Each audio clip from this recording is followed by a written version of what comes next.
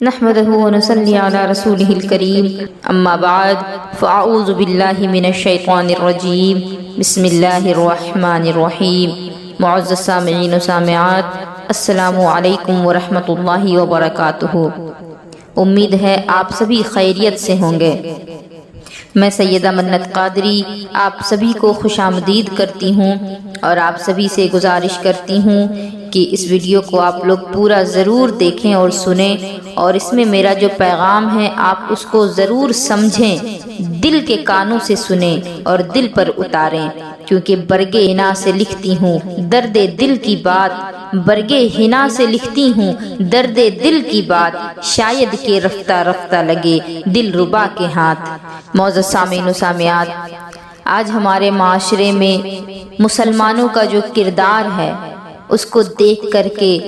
دل سے بہت تکلیف ہوتی ہے۔ ہمارے دلوں پر ایسی تکلیف ہوتی ہے کہ جس کو بیان کرنا ممکن نہیں، اور جس کو دیکھ کر کے آنکھوں سے زار و قطار اشک جاری ہو جاتے ہیں کہ آج یہ مسلم قوم کہاں پہنچ گئی تھی، کہاں پہنچ گئی ہے وہ قوم کہ جس کو ساری دنیا پر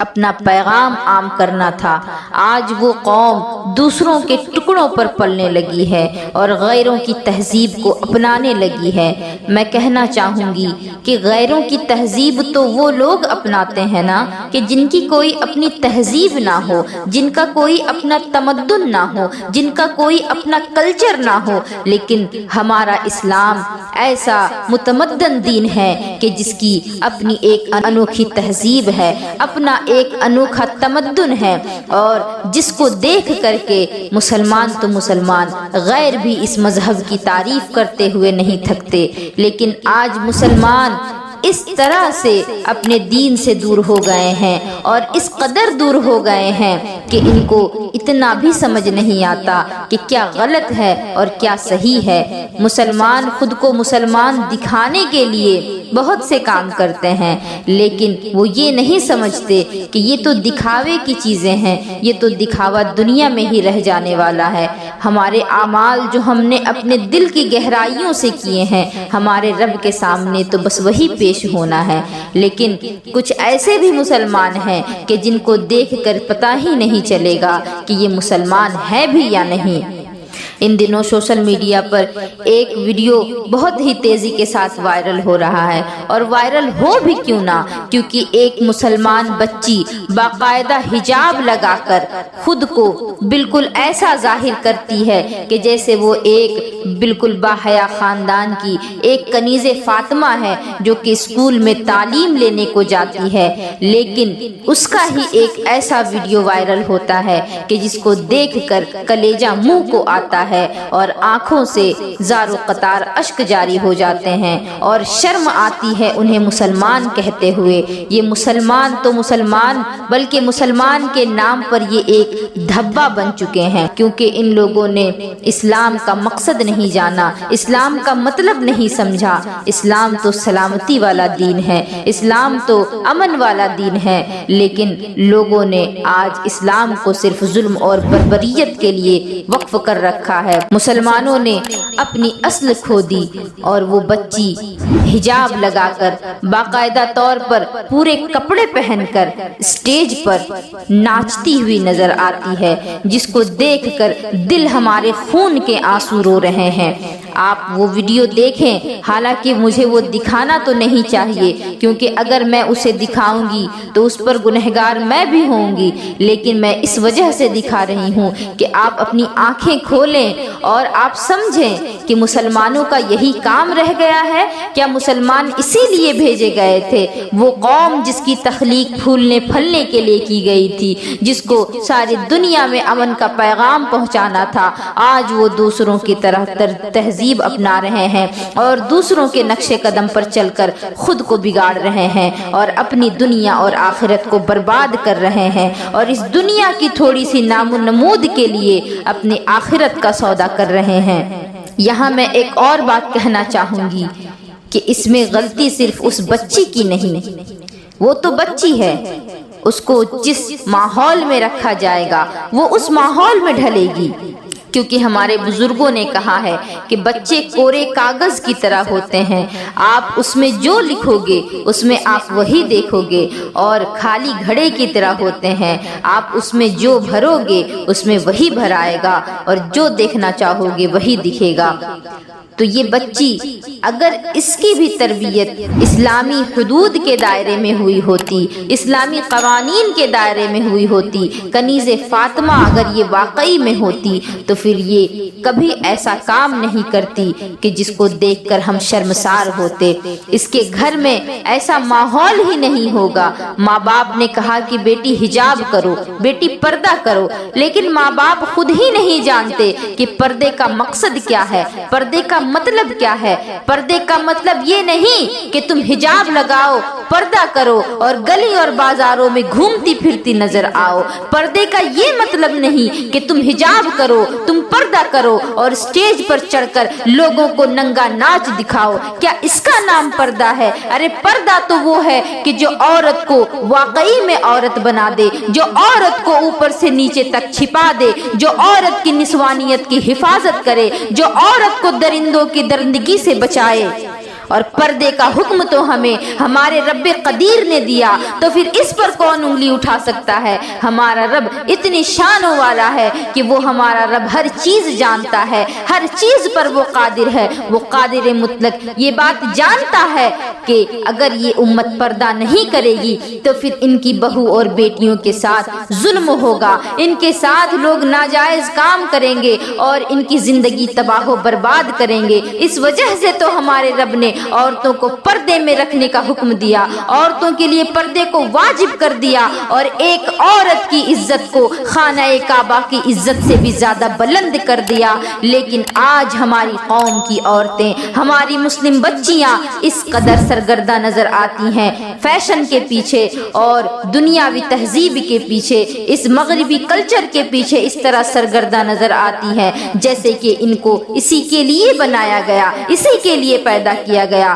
وہ اپنے مقصد حیات کو بھول چکی ہیں، وہ اپنی زندگی کے مقصد کو بھول چکی ہیں، وہ یہ بھول چکی ہیں کہ وہ کنیز فاطمہ ہیں، وہ یہ بھول چکی ہیں کہ وہ کنیز خدیجۃ الکبریٰ ہیں، وہ یہ بھول چکی ہیں کہ وہ رابعہ بصری کی کنیز ہیں۔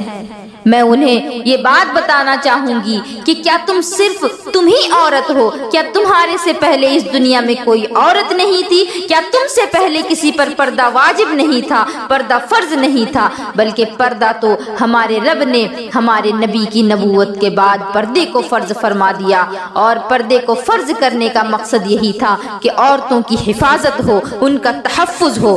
تاکہ کوئی گندی نظر ان کی طرف اٹھ نہ سکے اور کوئی ان کی دامن عصمت کو تار تار نہ کر سکے۔ میں آپ کو ایک باپردہ عورت کا واقعہ سنانا چاہوں گی، اور وہ اتنی باپردہ اور اتنی باحیا اور خوف خدا رکھنے والی تھی کہ اس نے ایک انسان کو ولی کامل بنا ڈالا، ایک انسان کو اللہ کا محبوب بندہ بنا ڈالا۔ ایک مرتبہ ایک شخص جو لوگوں کی بہت زیادہ خدمت کیا کرتا تھا، اللہ کے بندوں کی خدمت کیا کرتا، غریبوں اور مسکینوں کو کھانے پینے کے سامان دیا کرتا، ان کی ضرورتوں کو پورا کرتا، وہ بازار میں ایک مرتبہ اپنا سخاوت کا بازار لگائے ہوئے لوگوں کی مدد کر رہا تھا، تو اس نے ایک عورت کو دیکھا جو کہ پوری طرح سے حجاب میں ڈھکی، لیکن اس کی صرف آنکھیں نظر آ رہی تھی۔ جب اس کی آنکھوں کو دیکھا ہے تو اس کے پاس پہنچا اور کہتا ہے کہ تیری جھیل جیسی آنکھوں میں ڈوب جانے کا من کرتا ہے، تیری آنکھیں بہت خوبصورت ہیں، بتا تو کون ہے، تو کہاں سے آئی ہے، تیرا نام کیا ہے اور تو کہاں رہتی ہے، مجھے اپنے بارے میں سب کچھ بتا۔ وہ عورت کہتی ہے کیا تجھے شرم نہیں آتی؟ تو اس مرد نے کہا کہ شرم؟ میں کس سے شرم کروں؟ تو اس عورت نے بڑا ہی تاریخ ساز جملہ کہا، اس نے کہا کیا تجھے خدا سے شرم نہیں آتی کہ تو میرے بارے میں ایسی باتیں کہہ رہا ہے؟ رک، تجھے میری آنکھیں پسند ہیں تو پھر یہیں ٹھہرنا، میں کچھ دیر کے بعد اپنا پیغام بھیجتی ہوں۔ اور وہ مرد اس کے انتظار میں بازار میں اسی جگہ کھڑا رہا۔ وہ عورت اپنے گھر گئی، اپنی کنیز کو بلایا اور اس سے کہا کہ میں ابھی تمہیں کچھ سامان دوں گی، تم وہ لے جا کر کے فلاں جگہ بازار میں ایک شخص کھڑا ہے، اس کا حلیہ بتایا اور کہا کہ تم اس کے ہاتھوں میں یہ سامان رکھ دینا اور میں ایک پرچی تمہارے ہاتھوں میں پکڑاؤں گی، وہ پرچی تم اس کے ہاتھوں میں دے دینا اور پھر تم واپس چلی آنا۔ کچھ دیر کے بعد اس عورت نے ایک تشت میں کوئی سامان رکھا، لال کپڑے سے اسے ڈھکا اور ایک پرچی لکھ کر دی اور کہا اپنی کنیز کو کہ جا بازار میں فلاں جگہ ایک شخص کھڑا ہے جو لوگوں کے ساتھ بڑی ہی سخاوت کا معاملہ کرتا ہے، تو اسے یہ تشت دے آنا اور میرا یہ خط بھی اسے دے آنا۔ جب وہ مرد انتظار کر رہا تھا تو اس عورت کی کنیز وہاں پہنچی۔ کنیز پہنچتی ہے اور کہتی ہے کہ میری جو مالکن ہے انہوں نے تمہارے لیے یہ تشت بھیجا ہے اور ساتھ ہی یہ کاغذ بھی بھیجا ہے جس میں انہوں نے تمہارے لیے کچھ لکھا ہے۔ اللہ اکبر! جیسے ہی وہ شخص اس تشت کو اپنے ہاتھوں میں لیتا ہے، ہاتھ میں لینے کے بعد جیسے ہی اس لال رنگ کے کپڑے کو تشت پر سے اٹھاتا ہے اور جب وہ اس چیز کو دیکھتا ہے تو اس کی چیخیں نکل جاتی ہیں۔ اس نے اپنے وہ دونوں خوبصورت آنکھیں نکال کر اس تشت میں دے دی اور ساتھ ہی وہ پرچہ جب وہ پڑھتا ہے تو پھر وہ اتنا زیادہ بے چین اور مغموم ہوتا ہے، وہ اس قدر روتا اور تڑپتا ہے کیونکہ اس پرچے میں لکھا تھا کہ میں یہ نہیں چاہتی کہ میری ان آنکھوں کی وجہ سے کوئی اللہ کا بندہ خدا کے خوف سے بے خوف ہو جائے اور غلط راستے کی طرف قدم بڑھائے۔ اگر تمہیں میری آنکھیں اتنی زیادہ پسند ہیں تو پھر لو، میری یہ آنکھیں تحفے کے طور پر تم اپنے پاس رکھ لو، لیکن کبھی بھی کسی عورت کی طرف غلط نگاہ سے نہ دیکھنا، کبھی کسی کی طرف غلط نگاہ سے مت اپنی آنکھیں اٹھانا، کیونکہ اس سے اللہ کا خوف تمہارے دل سے جائے گا اور تم گناہوں کی طرف متوجہ ہو جاؤ گے۔ جب اس نے وہ کاغذ پڑھا، اس کنیز سے پوچھا کہ تمہاری مالکن کہاں رہتی ہے؟ وہ روتا دوڑتا ہوا وہ پہلے اپنے گھر کو گیا، رات بھر بے چینی میں گزاری، اسے نیند نہیں آتی تھی، وہ رو رہا تھا۔ جب صبح ہوئی تو بڑی ہی بے چینی کے عالم میں وہ اس عورت کے گھر کو پہنچا تو دیکھتا ہے کہ ایک جنازہ جا رہا ہے، اور جب لوگوں سے پوچھا تو بتایا گیا کہ یہ اسی خاتون کا جنازہ ہے۔ بڑی ہی بے چینی کے عالم میں وہ اپنے گھر آیا اور رات کو وہ سو نہ سکا۔ بڑی مشکل سے جب اسے نیند آئی تو خواب میں اس نے اسی عورت کو دیکھا اور اس عورت سے معافی مانگی اور کہا کہ مجھے کوئی نصیحت کر دے۔ تو اس عورت نے کہا